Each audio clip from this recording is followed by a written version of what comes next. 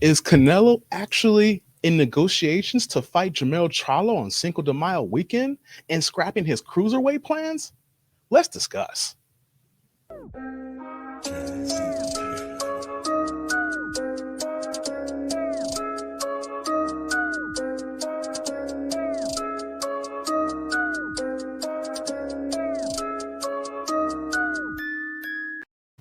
What's going on, boxing and YouTube world? I am that dude named Dave, and I am back once again with another episode of the Boxing Now podcast.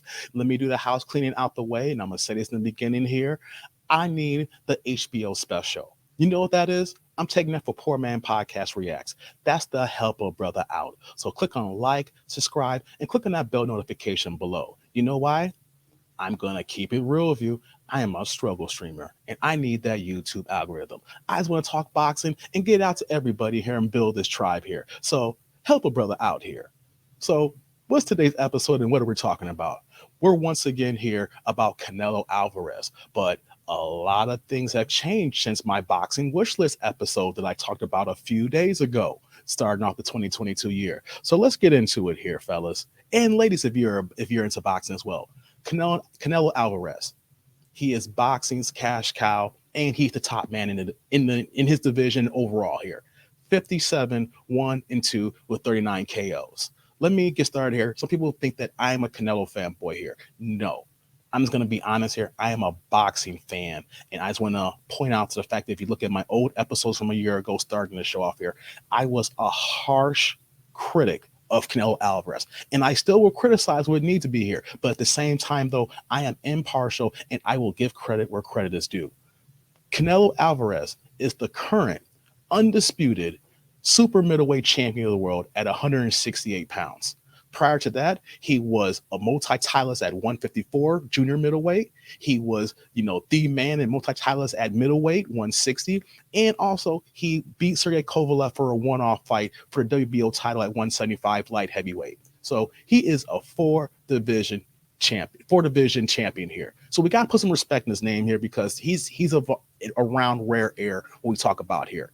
So at the end of 2021, at the WBC conference, his trainer and longtime confidant manager, Eddie Reynoso, threw out the gauntlet that no one thought saw coming. Basically the WBC wants to maintain their relationship with Canelo Alvarez. So Eddie Reynoso threw it out there that they want to go ahead and fight for the Cruiserweight Championship of the world. The WBC, that is. Against who? Who is this person that is the champion? I'm pulling it up here, and his name is Ilongo Jr. Makabu. Now, I am a diehard boxing fan, but we all got to be honest here. The cruiserweight division has never been that pizzazz. The cruiserweight division has never been that pizzazz. Hasn't been the division that's popped out. Guys going to go to heavyweight. It's a division that started when Evander Holyfield became the first undisputed cruiserweight champion back in the 80s. But it is something that's really not popped off. But there is something involved with this move here that no one's talking about, that I'm going to be the only one to discuss here on this episode. And I'm going to bring it up as time goes on here. But let me continue here with Makabu here. So basically, they threw the gauntlet. The WBC accepted. That you're a four division champion. You've already won a title at light heavyweight. We're going to allow you to challenge yourself to be the best. But Don King had to throw a little monkey wrench in here. So now Makabu has to fight his mandatory, which is Tabisco Manuchu on January 29th in Warren, Ohio. Now, I know I mispronounced his name, but so Canelo is waiting because if Makabu wins, then of course we're going to possibly see him go for cruiserweight. But what we're hearing now after this weekend, that there have been talks between him and Jermall Charlo, two division champion. He's a former titleist at 154, and he is the current WBC middleweight champion at 32-0 with 22 knockouts. I have been on the record on my boxing wish list, as well as years in last year when the show first started, that Canelo will be the favorite, but he is the one man who I would pick to beat him. Now, Canelo's been looking unbeatable lately, and of course, I would think this would be the better fight. Also talk about David Benavidez, but Jermall Charlo is the guy I think that has the opportunity, who's young and he is in his prime, that could probably give Canelo that hard fight that the people who criticize him are looking for here. So let's go into details here regarding this here. So now that we're hearing that Charlo is in discussions here, and of course that could happen in Texas or Vegas if that were to happen, right? Because Charlo is from Houston, he has a huge base in Texas, and him and his brother has had really, really good events in San Antonio and in Houston. So when hearing this news here, what does this sound like? This sounds like that Canelo Alvarez camp, and more importantly, Eddie Reynoso possibly thinks that Junior Makabu could really lose his mandatory fight here. And if he loses mandatory fight, they're not going to probably go in the direction that's going to go there here. So you always got to have a backup plan. The one thing that comes to mind about a very, very good backup plan was back in 2012 when all the debacle between Floyd Mayweather and Manny Pacquiao. And if you do your homework at the top of the year when Floyd and Manny was going through all that stuff, and then Floyd had his legal issues, don't need to go into that. You know, he actually went through that and took care of his situation. But what happened when that kind of made the Manny Pacquiao fight kind of out the door in 2012? Floyd's backup plan, if you want to call it backup plan, was Miguel Cotto for him to win his second time. You know, when he ended up beating Miguel Cotto a second time, he won the 154 title. You know, at junior middleweight. So, guys, I'm using this analogy like guys who are at the top of the game. The previous generation was Floyd Mayweather.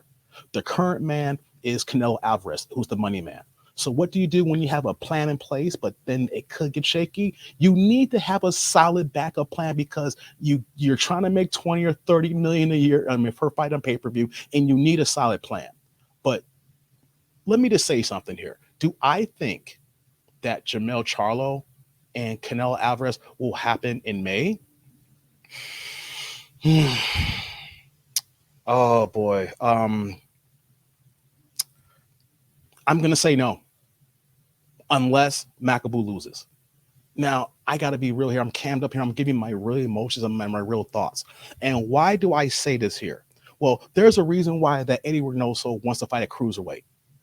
He wants Canelo Alvarez to be the first Mexican-born fighter to be a 5-division champion. Let me repeat that again. If you don't know this here, there is not a Mexican-born fighter that is a 5-division champion. Now, Juan Manuel Marquez, if you remember at the end of his career, he hung around a few years and a few fights too long because even though that he is not the greatest Mexican fighter of all time, but he's arguably top 5. He is a 4-division champion, and he was trying so hard to get that 5th division title. Now, who has won 5 divisions and more? Let me give you guys a list here. It is Floyd Mayweather, Sugar Ray Leonard, Manny Pacquiao, Tommy Hearns, and Oscar De La Hoya. Now you say, wait a minute, Oscar De La Hoya is Mexican American. Pride of LA. Remember early in his career after winning the Olympics, the Mexican boxing crowd really did not want to give him any love. We know the stories back then about Oscar fighting with the Mexican population and the boxing culture because they looked at Julio Cesar Chavez as their champion when Oscar beat him. They did not accept him. So what I'm stating here, reason why this is actually happening and why Eddie Reynoso threw this gauntlet for cruiserweight for this one-off fight is for history and legacy. No one's talking about this here. How many 4-division champions that we see here that we know about? We know about Miguel Cotto, one of the greatest, going to the Hall of Fame. Juan Manuel Marquez, talk about him winning the greatest and going to the Hall of Fame. 4-division titles here. Roy Jones Jr. was a 4-division title and division champion. All these guys are going to the Hall of Fame. But Canelo in his prime is looking at a situation here. And let me explain it here.